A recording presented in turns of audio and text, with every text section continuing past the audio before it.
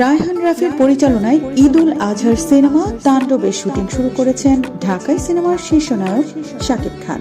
গেল ২৮ মার্চ নায়কের জন্মদিনে ফার্স্ট লুক প্রকাশ করে সিনেমাটির আনুষ্ঠানিক ঘোষণা দেয় সিনেমাটির প্রযোজনা প্রতিষ্ঠান আলফা আই SBF বাংলাদেশ। সিনেমাটির শুটিং শুরু হলেও এতে শাকিবের বিপরীতে কে থাকছেন তা ঈদের পর প্রকাশ্যে আনবেন বলে গণমাধ্যমকে জানিয়েছিলেন নির্মাতা। তবে ২৬ মার্চ গণমাধ্যমকে জানায় শাকিবের বিপরীতে নায়িকা হচ্ছেন ছোট পর্দার অভিনেত্রী সাবিলা নূর। তবে নতুন খবর হচ্ছে সিনেমাটিতে থাকছেন না সাবিলা নূর। খোঁজ করা হচ্ছে নতুন নায়িকা। এরই মধ্যে ছোট পর্দার নবাগত এক অভিনেত্রীর সঙ্গেও আলাপ করেছে সিনেমাটির প্রযোজনা প্রতিষ্ঠান। সিনেমাটির সঙ্গে সংশ্লিষ্ট একটি সূত্র গণমাধ্যমের কাছে দাবি করেছে সাবিলা নূর একদিনের শুটিংয়ের অংশ নেয়, তবে তিনি সিনেমাটিতে এখন আর কাজ করছেন না। সে কারণে গেল ৮ এপ্রিলের শুট হয়নি।